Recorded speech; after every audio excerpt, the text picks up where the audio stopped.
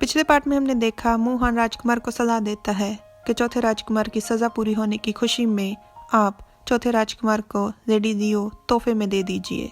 ये सुन राजकुमार बहुत ही खुश होता है।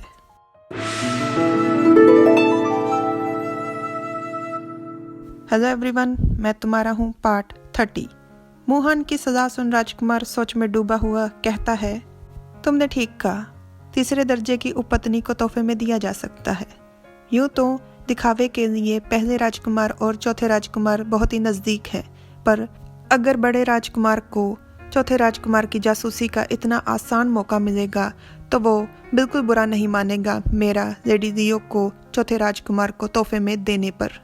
राजकुमार से ये खुशी संभाली नहीं जा रही थी। इतनी अच्छी सदा वो तुरंत मोहन की तरफ कूदता है और उसके गाल को चूम कहता है, जुनकिंग तुम कितने होशियार हो, तुमने कितनी खूबसूरती से मेरी बला चौथे राजकुमार के सर डाल दी।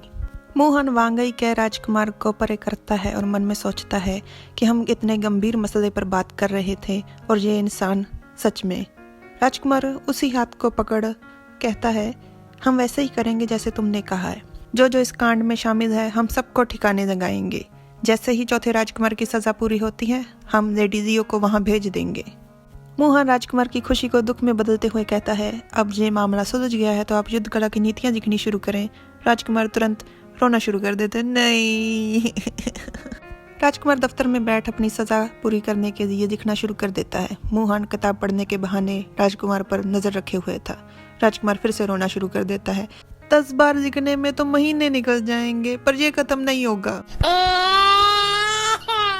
तो मोहन राजकुमार से कहता है, ठीक है, कुछ समय के लिए आप छुट्टी दे दीजिए।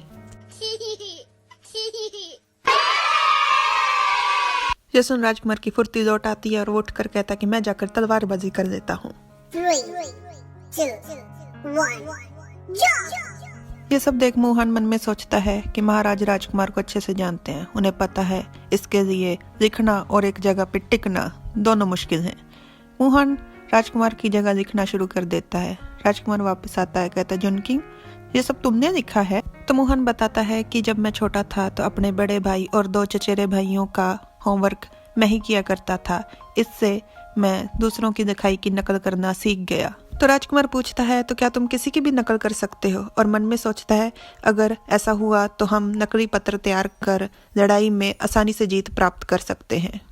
मोहन कहता है, हाँ कर सकता हूँ, अगर ज्यादा अजीब ना हो। तो राजकुमार कहता है, जुनकिंग तुम लाखों में एक हो। तो मोहन कहता है, ये इतनी भी बड़ी बात नहीं है, मैं तो बस फालतू चीजें सीखता ही रहता था। मैं 17 साल का था जब मैंने यूरेन का ओहदा जीता, पर मेरे टीचर को लगता था कि मैं काबिल नहीं हूँ, इसलिए मुझे 3 साल और इंतजार करना चाहिए। और मन में कहता है कि किसे पता था कि वो 3 साल सारी जिंदगी खत्म ही नहीं होंगे। मोहन का इशारा अपनी शादी की तरफ था।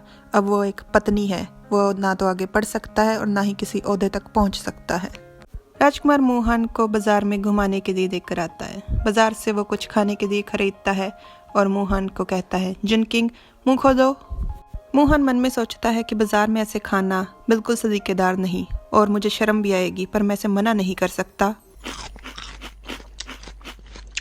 खाना खाते हुए मोहन कब अपना सलीका भूल गया उसे खुद नहीं पता लगा। राजकुमार प्यार से मोहन का मुंह साफ करते हुए कहता है, जुनकिंग तुम, और उसका ध्यान एक लड़की की तरफ जाता है। वो उसे पहचान जाता है और उसका पीछा करने लग जाता है। मोहन राजकुमार कैसे जाते हुए देख एकदम डर जाता है। उसको आवाज लगाता है, लिटिल स्पून, पर राजकुमार नहीं रुकता। मोहन इस बात से दुखी हो जाता है। मोहन अपने अंतर्मन की आवाज को दबा रहा था जो चिल्ला चिल्ला कर कह रही थी, तुमने सब कुछ तय किया, तुम मुझे यहाँ पर लाए और यहाँ पर मुझे छोड़कर भाग गए हो। तुम ना। मोहन की अंतर्मन की आवाज का पता नहीं, पर यह पार्ट यहीं पर खत्म हो गया है। Like, subscribe, comment. Thanks for watching.